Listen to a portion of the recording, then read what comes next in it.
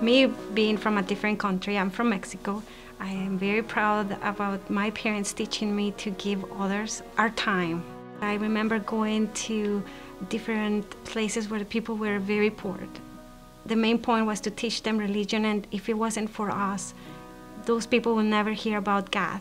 And I want that for my kids, because it's a very beautiful way of giving yourself out of what you're thinking that is your own world.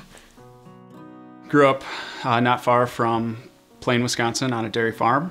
I spent some time at Marquette University. Discernment was heavy-handed throughout the entire process. God was there pretty much the whole time. It took me 4 years to kind of figure it out and kind of say, yeah, I can't go on, Lord, without following your plan. Take me if you want to, and let's take this journey. And he's done pretty well. He's won.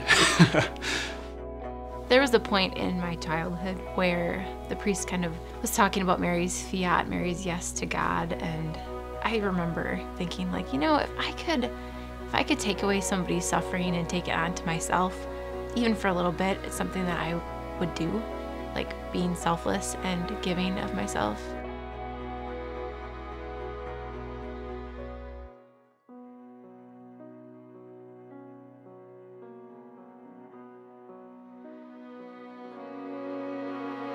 To portray the Holy Family as a priest is to say yes. Mary's fiat is you don't know what the Lord is going to bring. To say Mary, when the angel Gabriel appeared to her, knew what the Lord was going to offer her, you know, what the future was going to behold.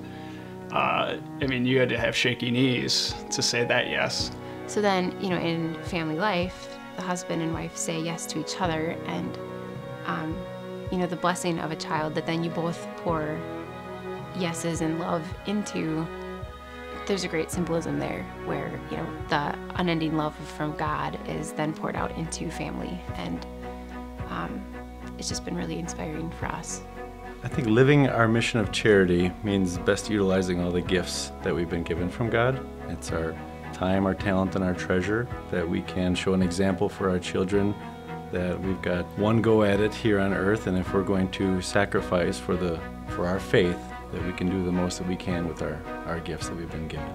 Just to practice one's own faith, you know, and to live out charity in the best that we know how, and through the sacraments and through prayer life and through community and fellowship, like all these values come through, starting from the family, the domestic church. And the Holy Family able to witness to that and witness to what a family should be striving for in their faith, in their charity. For us, charity is the most important thing to teach our kids. I think charity needs to be part of our ordinary life, because that's going to reflect in everywhere they are. And we think that charity is the foundation of every virtue. If we don't start with charity, I think a lot of the virtue will have no sense. We like to model charity for our kids too through like having families over for dinner, like kind of going out of our way to help our friends and our neighbors, showing that their needs are important.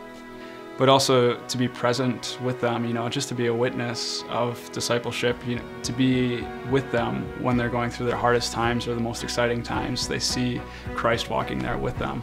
I think that's right where Christ wants us to be. Being selfless is, in a way, an act of charity in itself, because you're putting your own desires and needs below those of somebody else, and giving yourself even when you don't feel like you have anything to give sometimes. I think we can share a charitable effort by its nature. Oftentimes charity is sacrifice, and that can be very difficult. But if you look at the sacrifices that were made by the Holy Family, that the foundation of our church and our religion are based upon, you look at the foresight and the thought about investing in the future for our children and the next generation so that they can grow up believing in their faith. It's crucial that we all consider what we can give monetarily as well as with our other time and talents.